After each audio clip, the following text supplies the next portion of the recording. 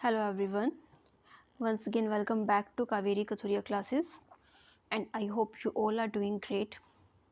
Now today in this lecture we are going to discuss Kohlberg's model development theory. Last हमने gene पियाजे की theory को cover किया था और इस लेक्चर में हम डिस्कस करने वाले हैं कोलबर्ग्स की मॉडल डेवलपमेंट थ्योरी। तो चलिए इस थ्योरी को हम स्टार्ट करते हैं, समझते हैं क्या है इसमें। सबसे पहले तो यहाँ पर दिया गया है कोलबर्ग्स का टाइम पीरियड दिया गया है जन्म से मृत्यु तक 1927 से 1987। मोस्ट इम्पोर्टेंट चीज़ है, जो ये डाटा है, फैक्ट्स हैं, आप याद रखेंगे।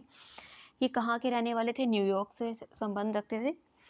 तो इनकी थ्योरी को अंडरस्टैंड करने से पहले हमें कुछ पॉइंट्स हैं जिनको अंडरस्टैंड करना है। तो सबसे पहले हम उन्हें देखते हैं। एक वर्ड लिखा है यहाँ नैतिकता और एक लिखा है अनैतिकता। तो पहले हम इसे समझते हैं क्या है। नैतिकता का मतलब क्या होता है? समाज द्वारा बनाए गए नियमों, आदर्शों, मानकों का हमारे जीवन में प्रयोग करना, उनका अनुसरण करना। मतलब जो भी हमारे समाज द्वारा जो भी नियम बनाए गए हैं, जो आदर्श बनाए गए हैं, जो भी स्टैंडर्ड्स बनाए गए हैं, उनको हम अपने जीवन में क्या करते हैं? प्रयोग करते हैं, या फिर ये कहें कि हम उनको क्या करते हैं? फॉलो करते हैं। उसे कहते हैं नैतिकता। मतलब समाज द्वारा बनाए गए नियमों को फॉलो करना, नियमों को, आदर्शों को अपनाना, उन्हें फॉलो करना नैतिकता कहलाती है। अगर दूसरी तरफ बात करें अनैतिकता की, तो इसका मतलब क्या होता है? समाज द्वारा बनाए गए समाज द्वारा बनाए गए नियमों, आदर्शों, मूल्यों आदि को न मानना या उनके विपरीत चलना, उनका उल्लंघन करना अनैतिकता कहलाता है। जब हम समाज द्वारा बनाए गए नियमों को नहीं मानते हैं, उसके अपोजिट चलते हैं, तो वो क्या कहलाती है? हमारी अनैतिकता कहलाती है। अब अलग अलग जगह पर नैतिकता का पैमाना अलग अलग हो सकता है। मतलब हर जगह अलग अलग एरिया के हिसाब से जो है हमारे जो स्टैंडर्ड्स होते हैं, जो मॉरल वैल्यूज़ होती हैं, वो अलग अलग होती हैं। किसी गांव में नैतिकता किसी शहर से अलग, या किसी एक शहर की नैतिकता जो होती है वो किसी दूसरे शहर से अलग हो सकती है।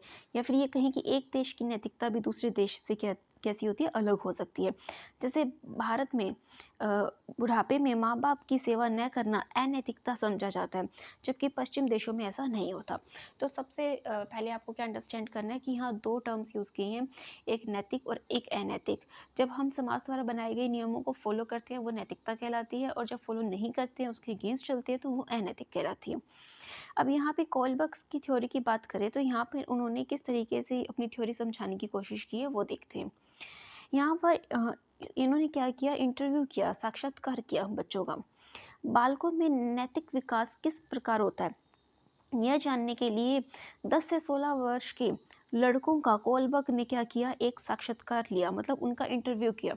यहाँ पर कोलबर्ग ने क्या किया है? 10 से 16 वर्ष के जो बच्चे हैं उन में सिर्फ बॉयज़ की बात की गई है। 10 से 16 वर्ष के लड़कों का कोलबर्ग ने एक साक्षात्कार किया, इंटरव्यू किया, तथा इस साक्षात्कार में बालकों के सामने नैतिकता से संबंधित दुविधा पेश की।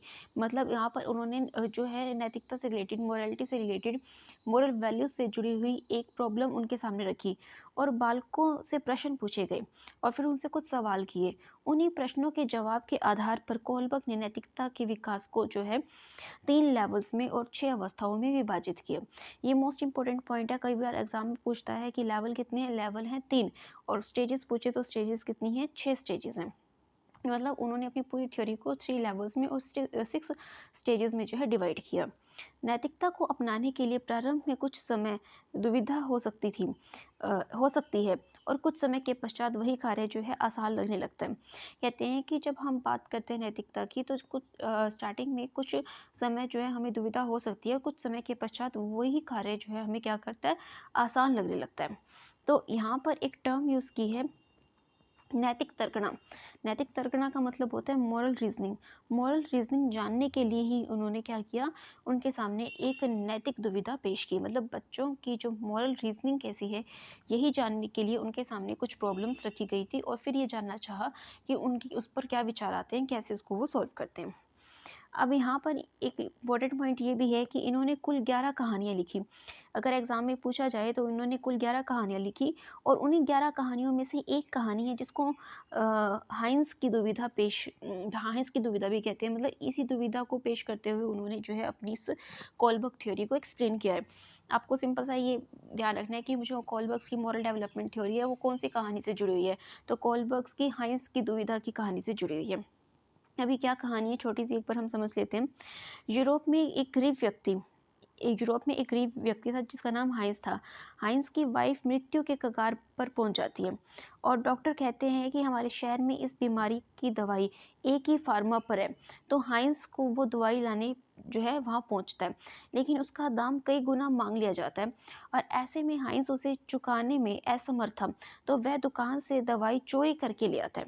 यहाँ पर इम्पोर्टेंट कॉन्सेप्ट क्या है, एक तो याद रखना है कि मोरल डेवलपमेंट थ्योरी हाइंस की कहानी से रिलेटेड है। हाइंस एक बंदा था और उसकी वाइफ थी, वो बीमार थी। डॉक्टर ने कहा कि उसके लिए मेडिसिन लेकर आनी है जो एक ही फार्मा पर अवेलेबल है। वहाँ जब वो लेने जाता है तो वो उसको बहुत कॉस्टली लगती है, कई उससे कई गुना ज़्यादा उससे जो है चार्ज किया जाता है।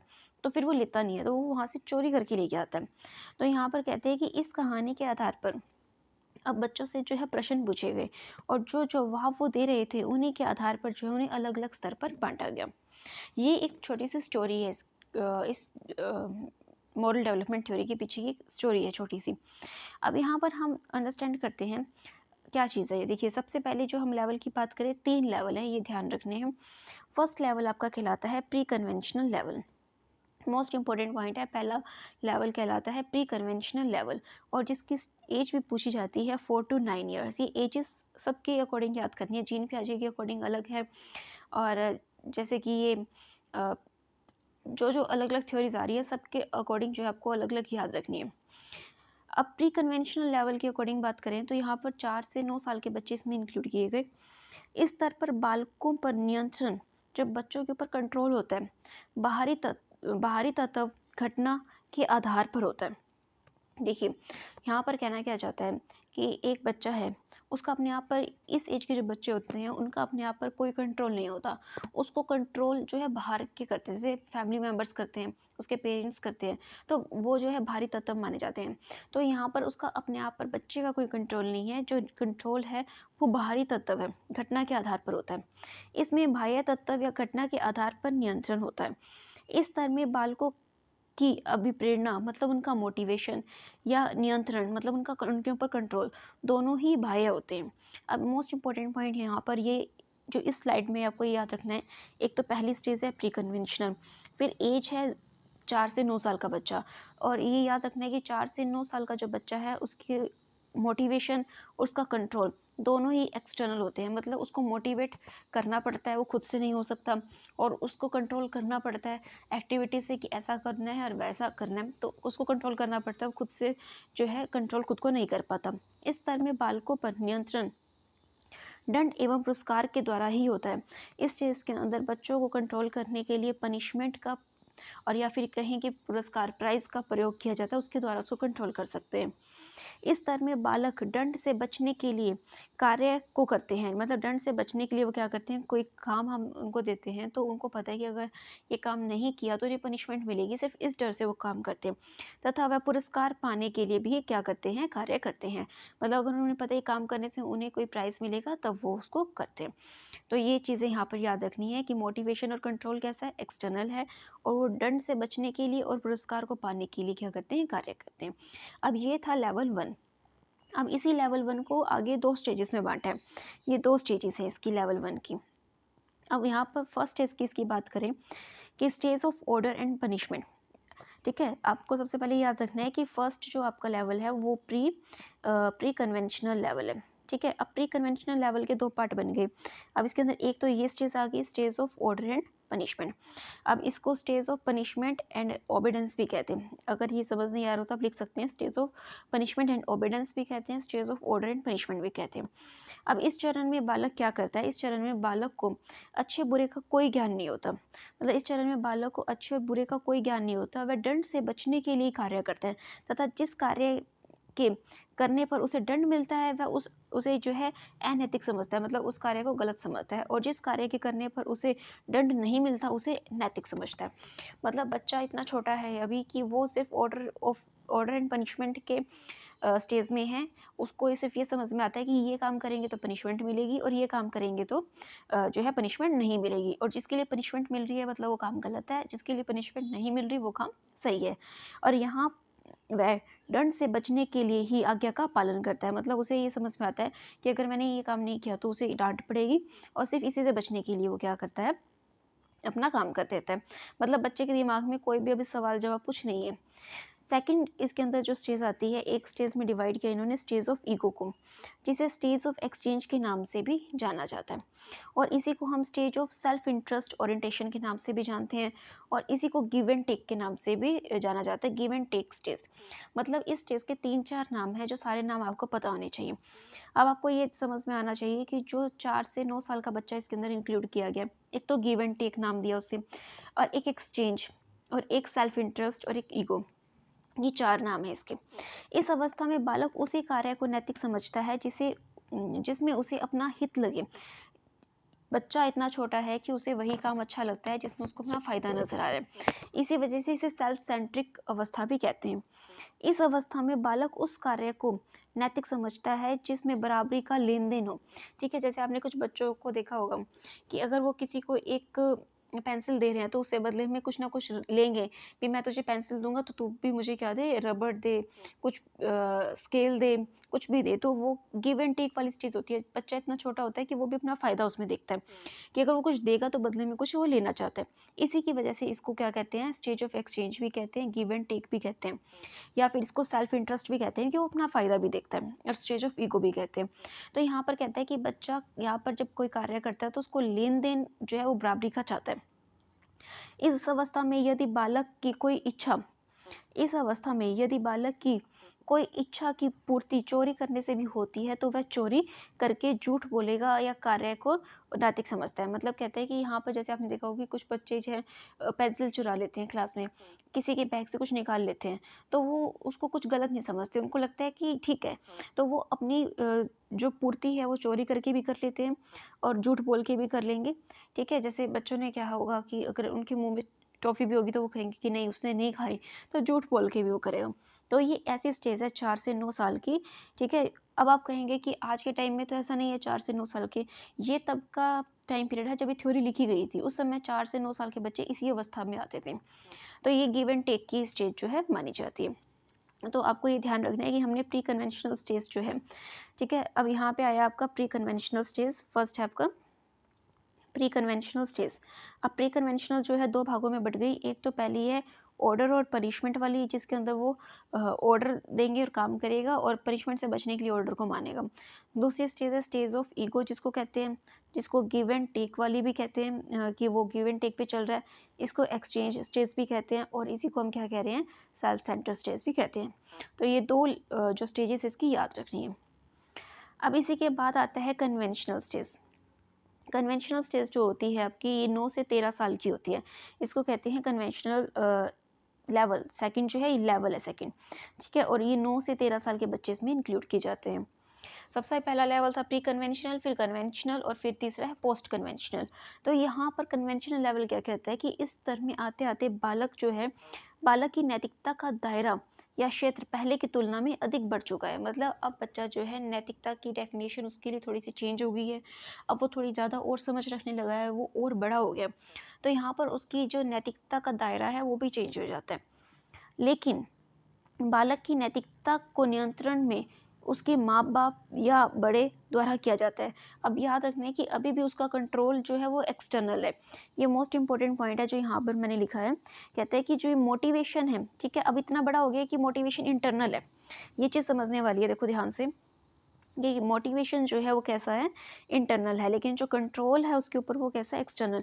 मतलब अब बच्चा, जैसे आपने देखा होगा कि 9 से 13 साल का बच्चा इतना तो है कि अब जैसे आपने देखा होगा कि खुद से मोटिवेट हो जाते हैं होमवर्क करने के लिए, या कोई भी उनके गेम्स हैं या उसमें पार्टिसिपेट कर रहे हैं वहाँ जीतने के लिए, तो खुद से मोटिवेटेड है। मोटिवेशन तो इंटरनल हो जाता है, लेकिन जो कंट्रोल होता है वो कंट्रोल अभी भी कैसा होता है, एक्सटर्नल होता है, उसके पेरेंट्स उसको कंट्रोल कर रहे होते हैं। तो ये आपको सेकंड लेवल में याद रखना है। इस स्तर पे बालक की अभिप्रेरणा आंतरिक मतलब मोटिवेशन इंटरनल होता है तथा नियंत्रण बाह्य होता है, कंट्रोल एक्सटर्नल होता है। इसी स्तर में वह बालक अपनों से बड़ों द्वारा बनाए गए नैतिकता के नियमों को उचित मानता है। अब यहाँ पर वो नैतिकता के नियम क्या मान रहा है कि उसके घर के जो बड़े हैं, बड़ों ने जो नियम बनाए हैं उन्हीं को वो क्या करता है, सही मानता है। और पहले वाले में किसको सही मानता था कि जिससे दंड मिले वो तो है अनैतिक और जिससे दंड ना मिले वो है नैतिक। और यहाँ पर क्या समझ रहा है कि जो बड़ों ने रूल बनाए हैं वो क्या है, नैतिक है। तो ये लेवल 2 की बात थी। अब यहाँ पर कहते हैं कि उनकी पालना भी करता है, जो नियम बनाए हैं उनके बड़ों ने उनको नैतिक मानता है और उनकी पालना भी करता है। अब यहाँ पर जो है नैतिकता जो है निश्चित और फिक्स होती है, ये बात याद रखनी है। आपको पूछा जाता है ऐसी कौन सी स्टेज है जिसमें जो है बच्चों की नैतिकता की समझ जो है वो निश्चित होती है, फिक्स होती है। ये आपका स्टेज तो हो गई जैसे 3 और 4 और आपका लेवल हो गया 2। अब स्टेज ऑफ एप्रिसिएशन, अब जैसे कन्वेंशनल लेवल है, कन्वेंशनल को 2 भागों में बांट दिया। एक आपका आएगा स्टेज ऑफ एप्रिसिएशन, जो स्टेज ऑफ एप्रिसिएशन को ही स्टेज ऑफ गुड गर्ल और गुड बॉय की सिचुएशन भी कहते हैं। अब जैसे होता है कि इस अवस्था तक आते आते बालक उस कार्य का नैतिक समझता है जिससे उसकी प्रशंसा की गई हो, तथा उस कार्य को जिस कार्य में उसकी प्रशंसा ना करें, उसे निंदा की गई हो, तो उस कार्य को अनैतिक समझता है। मतलब कहने का ये है कि यहाँ पर बच्चा क्या समझता है, जिस काम में उसने कोई भी काम किया और उसके बाद अगर हमने उसे गुड गर्ल या गुड बॉय कह के अप्रिशिएट किया, तो उस काम को तो वो समझेगा सही। मतलब जिस काम के लिए उसको अप्रिशिएट किया जा रहा है उसको सही समझता है, और जिस काम के लिए उसकी इंसल्ट की जाए उस काम को समझता है कि गलत है, मुझे नेक्स्ट टाइम से ये काम नहीं करना है। इसी स्टेज को हम कहते हैं स्टेज ऑफ एप्रिसिएशन, और इसी को हम गुड गर्ल और गुड बॉय की स्टेज भी कहते हैं।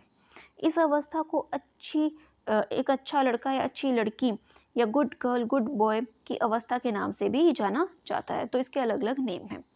इस अवस्था में बालक उसी कार्य को नैतिक समझता है जिसमें माँ बाप या समाज ने उसकी प्रशंसा की हो, मतलब उसके बारे में उसकी तारीफ की गई, उसी कार्य को अच्छा समझता है।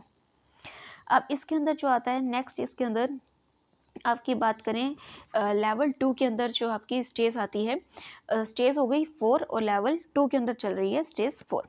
ठीक है, तो यहाँ पर आता है stage of respect for social system. जो भी समाज के सिस्टम बना हुआ है, सोशल सिस्टम, उसके लिए उसके मन में क्या है, एक रिस्पेक्ट है, जिसको हम stage of law and order, most important point है। ये दो नाम सारे याद रखने हैं क्योंकि किसी भी नाम से पूछा जा सकता है। Stage of respect for social system है और इसी को stage of law and order कहते हैं। अब ये ध्यान रखना, इसको अब यहाँ से ध्यान से समझना, क्योंकि यहाँ पर बच्चे जो हैं इसके साथ 4th 5th और 6th स्टेज में कंफ्यूज होते हैं। इस अवस्था में बालक समाज द्वारा बनाए गए नैतिकता के नियमों को सर्वोपरि मानता है। मतलब जो सोशल सिस्टम बना हुआ है समाज के द्वारा, उसी को क्या मानता है, सर्वोपरि मानता है, मतलब वही सही है एकदम। तथा वह सोचता है कि हम सभी को इन नियमों का सम्मान करना पड़ेगा और इन्हें अपनाना भी अनिवार्य है। उसे लगता है कि समाज में जो रूल बने हुए हैं हमें इन्हीं को फॉलो करना है और इसी को हमें जो है, हमें इसकी रिस्पेक्ट करनी पड़ेगी, इसको मानना ही पड़ेगा। यदि जो व्यक्ति इन नियमों का विरोध करेगा, इसके विरुद्ध चलेगा, उसे दंड भी अवश्य मिलेगा। तो इसे लगता है कि हम जो है इसके अगेंस्ट नहीं चल सकते, क्योंकि बालक जो है वो समझता है और वो सोचता है, क्या सोचता है कि जो यहाँ पर नैतिकता है वो फिक्स है, निश्चित होती है, जिसे बदला नहीं जा सकता।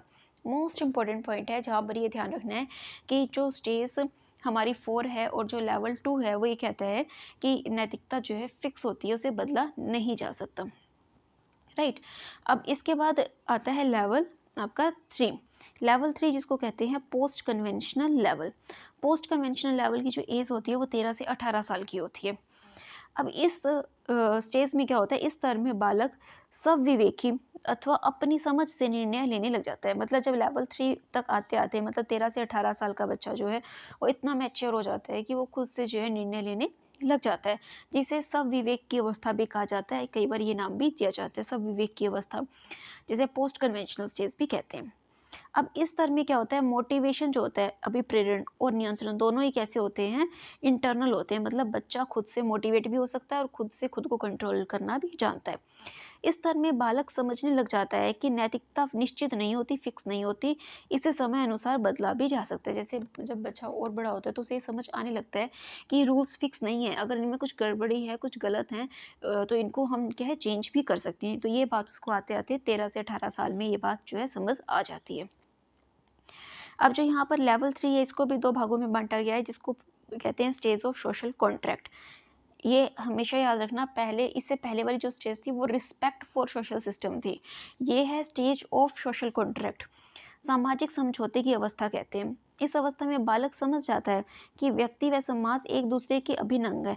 इस अवस्था में बालक को ये समझ में आ रहा है कि जो व्यक्ति है और जो समाज है, जो इंडिविजुअल पर्सन है और जो सोसाइटी है, एक दूसरे के क्या है अभिन्न अंग है, इंटीग्रल पार्ट है एक दूसरे का, जिन्हें एक दूसरे से अलग नहीं किया जा सकता। सही गलत का अंतर वो करने लग जाता है, क्या सही है और क्या गलत है। इस अवस्था में वह व्यक्ति समाज से समझौता करना सीख जाता है। अब यहाँ पर वो व्यक्ति क्या कर रहा है कि समाज के साथ समझौता करना सीख गया है, उसे सही गलत समझ आने लगा है। इस अवस्था में वह ये बात भी समझ जाता है कि यदि उसके समाज में नैतिकता का कोई गलत नियम है तो उसे बदला भी जा सकता है। तो ये क्या है, लेवल 3 के अंदर आके ये बात समझ गया है। और अगर आपसे पूछे कि लेवल 3 में समझा है और अगर स्टेज पूछे तो आप कहोगे ये स्टेज कौन सी हो गई, स्टेज 5 होगी। तो ये समझ जाता है कि चीज़ों को बदला भी जा सकता है। अब यहाँ पर बात करें हम स्टेज 6 की, जो इसी के अंदर आती है लेवल 3 के अंदर, इसको यूनिवर्स प्रिंसिपल्स भी कहते हैं या इंटरेक्शन स्टेज भी कहते हैं। हिंदी में सार्वभौमिक सिद्धांत की अवस्था भी कहते हैं। इस अवस्था में बालक की समझ अन्य सभी अवस्थाओं से अधिक होती है। मतलब पहले जितनी भी अवस्थाएं थी, स्टेजेस थी, उनके कंपैरिजन में अब उसकी डेवलपमेंट जो है बहुत ज़्यादा हो चुकी है और अब ज़्यादा उसमें जो है नॉलेज आ गई है। इस अवस्था में वह सब विवेक से फैसले लेने लग जाता है। मतलब अपना दिमाग का इस्तेमाल करते हुए वो जो है खुद से सेल्फ डिसीजन लेने लग जाता है। इसीलिए इसे सविवेकी की अवस्था भी कहा जाता है। तो मोस्ट इम्पोर्टेंट पॉइंट है, इसे सविवेकी की अवस्था भी कहते हैं। यह यहाँ नैतिकता के गलत नियमों को बदलने की क्षमता भी रखता है। देखिए मोस्ट इम्पोर्टेंट पॉइंट क्या याद रखना, जब हमने इससे ऊपर वाली स्टेज 5th की बात की तो ये उसे समझ में आ जाता है कि अगर कोई चीज़ गलत है तो उसे बदला जा सकता है।